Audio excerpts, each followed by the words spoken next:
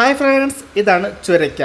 ചുരയ്ക്ക എന്ന്, ചുരങ്ങ എന്ന്, ചെരങ്ങ എന്ന് കുറേ പേര് അറിയപ്പെടുന്നുണ്ട്. ചുരയ്ക്ക ഇത് നീളത്തിലുണ്ട്, ചെറിയ നീളത്തിലുണ്ട്, ഉണ്ട പോലെ, അതായത് ഫുട്ബോൾ പോലെയുള്ളത്. അതിന് കുമ്പച്ചുരയ്ക്ക എന്ന് പറയും. ഏതായാലും നമുക്കിതുകൊണ്ടൊരു ലഡു ഉണ്ടാക്കാം. ചുരയ്ക്ക കൊണ്ട് ഒരു ലഡു, ഖീറുണ്ടാക്കാം, മധുര പലഹാരങ്ങൾ ഇഷ്ടംപോലെ ഐറ്റംസ് ഉണ്ടാക്കാം. അതിലൊന്നാണ് നമുക്ക് ലഡു ഉണ്ടാക്കാനായിട്ട്. അതിനിതുപോലെ തൊലി ചെത്തി മാറ്റണം. തൊലിയും ഇളമാണെങ്കിൽ തൊലി ചെത്തേണ്ട ആവശ്യമില്ല കേട്ടോ. ഇതിപ്പോൾ ഇച്ചിരി അല്പം മൂത്ത് പോയതുകൊണ്ടാണ് തൊലി ചെത്തി മാറ്റുന്നത്. കുരുവും മാറ്റുന്നു. അല്ലാത്ത പക്ഷം നമുക്ക് മൊത്തത്തിൽ അങ്ങോട്ട് ഉരച്ചെടുക്കാവുന്നേ ഉള്ളേ. തൊലിയും കുരുവും എല്ലാം ഉൾപ്പെടെ എടുക്കാം. ഇതിപ്പോൾ ഇച്ചിരി മൂത്ത് പോയതുകൊണ്ട് കണ്ട ചെത്തിയൊക്കെ ഇച്ചിരി പാടുണ്ട്. അപ്പം പിന്നെ അതുപോലെ മാംസം മൊത്തം എടുക്കാം. ആ കുരു ഒന്ന് തട്ടിക്കളഞ്ഞിട്ട് ഈ കുടലില്ലേ, ഞങ്ങൾ കുടലെന്നതിന് പറയണേ, ഇതൊക്കെ അങ്ങോട്ട് എടുക്കാം. അപ്പോൾ തൊലിയും കുരുവും ഒഴിച്ച് ബാക്കി എല്ലാ ഭാഗവും അങ്ങോട്ട് അരിഞ്ഞ് എടുക്കുക. അല്പം മൂത്ത് പോയതുകൊണ്ടാണ് ഇപ്പോൾ തൊലി ഇളക്കിയെടുക്കാൻ പാടല്ലാത്ത പക്ഷം പെട്ടെന്ന് നമുക്ക് ചെത്തിയെടുക്കാവുന്നതാണ്. ഇതാണ് അമ്മ. ഞങ്ങൾ രണ്ടുപേരും കൂടി ചെയ്തുകൊണ്ടിരിക്കുമായിരുന്നു. അപ്പോൾ അമ്മ ചെയ്യുന്ന അങ്ങനെ വീഡിയോ പിടിക്കാൻ വിചാരിച്ചു. എനിക്കെടുക്കാൻ പറ്റത്തില്ലല്ലോ, പോട്ടെ. അപ്പം ഏതായാലും നമ്മൾ തൊലി ചെത്തിയ ഈ ചുരയ്ക്ക അല്ലെങ്കിൽ ചിരങ്ങ നമുക്കത് ചെറുതായിട്ട് ഗ്രേറ്റ് ചെയ്താൽ മതി. ഇപ്പോൾ തൊലിയും കുരുവുള്ള ഭാഗം ഉള്ള സമയത്ത് നമുക്ക് ഗ്രേറ്റ് എടുക്കാം. ഇതിപ്പോൾ ചെറുതായിട്ട് അരിഞ്ഞ് നമുക്ക് ചോപ്പറിൽ ചോപ്പി എടുക്കാം. ഇപ്പം എനിക്കതേ പറ്റത്തുള്ളൂ, കാര്യം ഇതിനെ ഉരയ്ക്കാൻ പോകാൻ പറ്റത്തില്ല. അപ്പം ചോപ്പറിൽ നന്നായിട്ടങ്ങ് ചോപ്പി എടുക്കുക.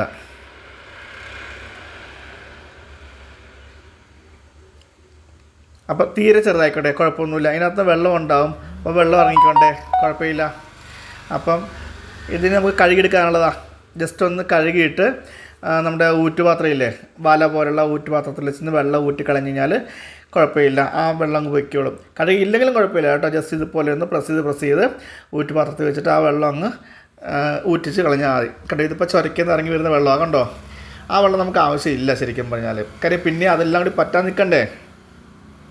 അപ്പോൾ അടുപ്പിലൊരു പാൻ വെച്ചിട്ട് ഒന്ന് ചൂടായി വരുമ്പോഴേക്കും അതിലേക്ക് ഈ നമ്മൾ ചുരയ്ക്ക ഗ്രേറ്റ് ചെയ്ത് അല്ലെങ്കിൽ ചുവപ്പ് ചെയ്ത വെള്ളം പിഴിഞ്ഞു മാറ്റിയ ചുരയ്ക്ക ഇട്ട് കൊടുക്കുക. അപ്പോൾ ഇതിനകത്ത് നന്നായിട്ട് വെള്ളം ഇറങ്ങും കേട്ടോ. ഇതൊന്ന് മൂടി വെച്ച് വേവിച്ച് കഴിഞ്ഞാൽ നന്നായിട്ട് വെള്ളം ഇറങ്ങും. ഇത് ചുരയ്ക്കയും പറഞ്ഞു നോക്കുമ്പോൾ വെള്ളമുള്ള സാധനങ്ങളല്ലേ, കുക്കുമ്പറൊക്കെയും. അപ്പോൾ ഇതൊക്കെ ആ വർഗത്തിൽപ്പെട്ടതാണ്. അപ്പോൾ വെള്ളം നന്നായിട്ടുള്ളത് കൊണ്ട് നിരത്തിയിട്ട് ഒന്ന് മൂടി വെച്ച് വേവിച്ച് ആ വെള്ളം വറ്റിക്കണം. കണ്ടോ, വെള്ളം ഇറങ്ങുന്നത് കണ്ടോ, ആ വെള്ളം മുഴുവൻ കണ്ടോ, വെള്ളം കണ്ടോ. അപ്പോൾ ഇത് നന്നായിട്ട് പ്രസ് ചെയ്ത് ആ വെള്ളം മുഴുവനൊന്ന് പറ്റിച്ച ശേഷം നമുക്കിതിലേക്ക് പഞ്ചസാര ചേർത്ത് കൊടുക്കാം. അപ്പോൾ ഇതൊന്നുകൂടി വേവിച്ച് വെന്തോട്ടെ, ആ പച്ചച്ചോവൊക്കെ അങ്ങ് പൊയ്ക്കോട്ടെ. പച്ചച്ചോവ മാറുന്നവരെ ഒന്ന് വേവിച്ച് നമുക്കൊന്ന് കണ്ടോ, വെള്ളം ഇറങ്ങുന്നതുണ്ടോ, ആ ചുരക്കല വെള്ളം കണ്ടോ, സൈഡിലേക്ക് നോക്കി. ആ വെള്ളമൊക്കെ വറ്റാതെ നമ്മൾ പഞ്ചസാര ഇട്ട് കഴിഞ്ഞാൽ പിന്നെയും വെള്ളം ആവത്തേ ഉള്ളൂ. അപ്പോൾ ഈ വെള്ളം പൂർണ്ണമായിട്ടും മാറിയ ശേഷം മാത്രമേ അതിനകത്തേക്ക് പഞ്ചസാര ഇടാൻ പാടുള്ളൂ കേട്ടോ. അപ്പോൾ ഇളക്കിയിട്ട് നന്നായിട്ട് നിരത്തിയിട്ട് കൊടുത്ത് നമുക്ക് അതിൽ വെള്ളം ഫുള്ള് വറ്റിച്ചെടുക്കാം. വീണ്ടും മൂടി വയ്ക്കാം, വേവട്ടെ. നന്നായി കണ്ടോ, വെള്ളം പറ്റുന്നുണ്ടോ, വെള്ളം പറ്റി വരുന്നുണ്ട്. നമുക്കിതിലേക്ക് ഇനി നമുക്ക് ആവശ്യത്തിനുള്ള പഞ്ചസാര നമുക്ക് ചേർത്ത് കൊടുക്കാവേ. ഞാനിപ്പം 1 കപ്പ് പഞ്ചസാര, നമ്മൾ ചായ കപ്പില്ലേ അതിനകത്ത് 1 കപ്പ് പഞ്ചസാര ചേർത്ത് കൊടുക്കുവാണേ. അത് മതിയാവും, ആവശ്യത്തിനുള്ള മധുരം ഉണ്ടാവും. ഇനി വീണ്ടും ഇത് ഇളക്കുമ്പോഴേക്കും പഴയ പോലെ അതിനേക്കാളും വെള്ളം ആകും.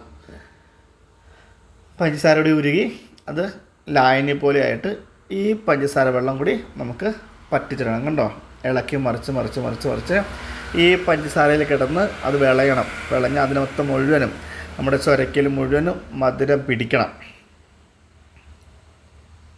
ഈ രീതിയിലാക്കിയിട്ട് നമുക്ക് പായസമൊക്കെ ഉണ്ടാക്കാം കേട്ടോ. കുറേ ഡിഷസ് ഉണ്ടാക്കാം ചുരക്ക കൊണ്ട്. എല്ലാവരും ഒട്ടുമുക്ക സാധാരണ ആൾക്കാർ പരിപ്പ് കൂട്ടി കറി വയ്ക്കുമോ, അവയിലിനകത്തോടോ സാമ്പാറത്തോടോ ഒക്കെ ചെയ്യാറുള്ളൂ. പക്ഷേ ചുരക്ക കൊണ്ട് ഒത്തിരി ഡിഷസ് ചെയ്യാം. ഒത്തിരി ഗുണങ്ങളുള്ളതാണ് ചുരക്കയ്ക്ക്. കണ്ടോ, വെള്ളം ഇറങ്ങുന്നത് കണ്ടോ, പഞ്ചസാര കൂടി ചേർത്ത് കഴിഞ്ഞപ്പോഴേക്കും ചുരക്കകത്ത് ബാക്കിയുള്ള വെള്ളം കൂടി ഇതിലേക്ക് ഇറങ്ങി പോരുക. അപ്പോൾ ഇത് മുഴുവൻ പറ്റാതെ നമുക്കൊരു രക്ഷയില്ല. അപ്പോൾ ഇത് ഇളക്കി ഇളക്കി ഇളക്കി ഇനി നമുക്ക് കളറിന് വേണമെങ്കിൽ ഒരല്പം മഞ്ഞ കളറ് ചേർത്ത് കൊടുക്കാം. അല്ലെങ്കിൽ വെളുത്തിരിക്കത്തില്ലേ, കാണാൻ ഒരു ഭംഗി ഉണ്ടാവത്തില്ലല്ലോ. അപ്പോൾ അതുകൂടി ചേർത്തിട്ട് നന്നായി ഇളക്കി യോജിപ്പിച്ച് വീണ്ടും ആ വെള്ളം വറ്റുന്നത് വരെ നോക്കി ഇളക്കുക. നോൺ സ്റ്റിക്ക് ആയതുകൊണ്ട് ഇടയ്ക്കിടയ്ക്ക് ഇളക്കി കൊടുത്താൽ മതി, വലിയ കുഴപ്പമില്ല. ഉരുളിയിലോ ചീനിച്ചട്ടിലൊക്കെയാണ് ചെയ്യുന്നതെങ്കിൽ ഇളക്കിക്കൊണ്ടേയിരിക്കണം. അപ്പോൾ നമുക്കിനി ഇതിലേക്ക് ഒരു കവർ പാൽ ചേർത്ത് കൊടുത്തു കേട്ടോ. 1/2 ലിറ്റർ പാലാണ് ഞാൻ ചേർത്ത് കൊടുക്കുന്നത്. ഒരു ചുരക്കി എടുത്തു, 1 കപ്പ് പഞ്ചസാര എടുത്തു, 1 കവറ് പാലെടുത്തു. ഇനി പാലങ്ങ് പറ്റണം.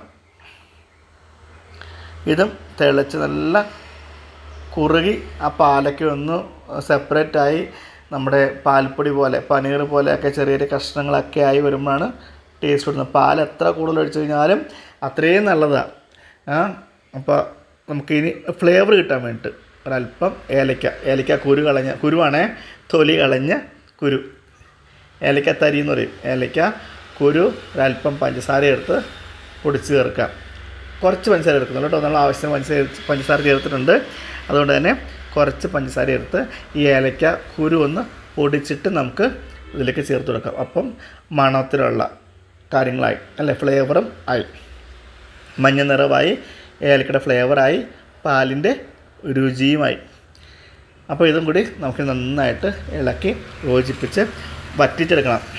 ഇവിടെ വറ്റിക്കലാണ് ഏറ്റവും വലിയ പാട്. ഹൽവ ഉണ്ടാക്കുമ്പോഴും ലഡു ഉണ്ടാക്കുമ്പോഴൊക്കെ ഉള്ള ഈ പറ്റിക്കൽ ഓർക്കുമ്പോഴാണ് എല്ലാവരും ഇതിനകത്ത് നിന്ന് പുറകോട്ട് മാറുന്നത്. പക്ഷേ അങ്ങനെയൊക്കെ ചെയ്യുമ്പോൾ ഉണ്ടല്ലോ നല്ല ടേസ്റ്റാണ്. പായസം ഉണ്ടെങ്കിൽ പോലും നമ്മൾ പറയത്തില്ലേ, എത്ര സമയം എടുത്ത് നമ്മൾ ചെയ്യുന്നോ പായസം അത്രയും രുചിയായിരിക്കും. ഹൽവ ആണെങ്കിലും എത്ര സമയം എടുത്ത് ചെയ്യുന്നോ അത്രത്തോളം സോഫ്റ്റായിട്ടുള്ള ഹൽവ കിട്ടും. മിനിമം 2-2.5 മണിക്കൂർ, 2-3 മണിക്കൂറൊക്കെയാണ് ഹൽവയുടെ ഇളക്ക് വരുന്നത്. പായസം തന്നെ പ്രഥമനൊക്കെ ആണെങ്കിൽ 2.5 മണിക്കൂർ ഇല്ലാണ്ട് നമുക്ക് പ്രഥമനാവില്ല. പെട്ടെന്ന് ആക്കിയെടുക്കാം, പക്ഷേ ആ ഒരു രുചി കിട്ടത്തില്ല. പായസവും ഹൽവയൊക്കെ എത്രത്തോളം സമയം എടുത്ത് ചെയ്യുമോ അത്രത്തോളം രുചിയായിരിക്കും.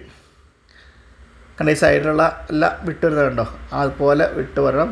സൈഡിലുള്ള പാലിൻ്റെ കഷ്ണങ്ങളൊക്കെ തട്ടി ഇട്ട് കൊടുക്കണം. അതായത് പനീറിൻ്റെ ചെറിയ കഷ്ണങ്ങളാണ്. നല്ല ടേസ്റ്റാണ്.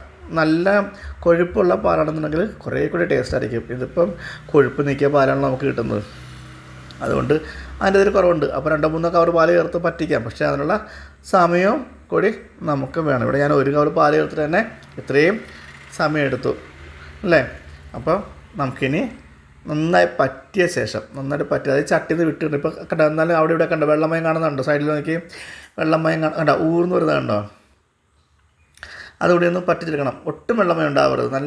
നല്ല ഡ്രൈ ആയിട്ട് നല്ല ചട്ടയിൽ കിടന്ന് ഒന്ന് വിട്ട് കിട്ടുന്ന പരുവത്തിൽ കണ്ടോ. ഇപ്പോഴും എന്താ സൈഡ് നോക്കി ഇവിടെയൊക്കെ വെള്ളമയം കണ്ടോ, കോമള കുത്തുന്ന കണ്ടോ.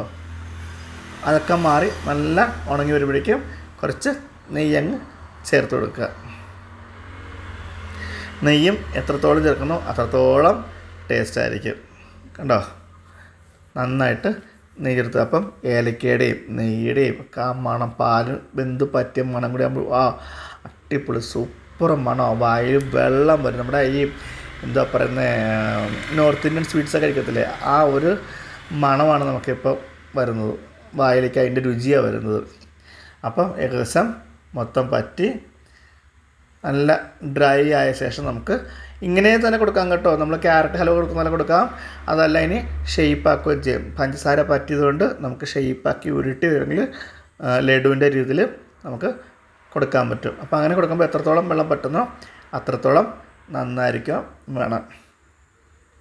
അപ്പോൾ നമുക്ക് ഏലക്കപ്പൊടിയായി, പഞ്ചസാരയായി, പാലായി, നെയ്യായി, എല്ലാം ചേർത്തു നന്നായി പറ്റിക്കണ്ടോ. ചട്ടിയിൽ നിന്ന് നല്ല തൊടാതെ കിടക്കുന്നുണ്ടോ, ആ പരുവത്തിൽ ആയ ശേഷം നമുക്ക് വേണമെങ്കിൽ തീ ഓഫ് ചെയ്യാം കേട്ടോ. ഇനി നമുക്കിത് ഓരോ ഉരുളകളായിട്ട് നമുക്ക് പിടിക്കാം.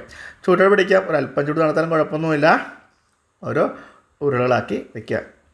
അപ്പോൾ നമ്മുടെ ചിരങ്ങ ലഡു ഇവിടെ റെഡി ആയിട്ടുണ്ട്. എല്ലാവരും ട്രൈ ചെയ്ത് നോക്കുക. ഈസിയാണ് കേട്ടോ. ഇനിയും ചുരക്കൊന്നും പറമ്പിലേക്ക് എടുത്ത് കളയല്ലേ. അപ്പോൾ ലഡു ഉണ്ടാക്കി വയ്ക്കുക. ഒന്ന് തണുപ്പിച്ച് കഴിഞ്ഞാൽ കുറച്ചുകൂടി സെറ്റാവും. ഫ്രിഡ്ജിൽ വെച്ച് സൂക്ഷിക്കാൻ കുറേ നാളിരിക്കും.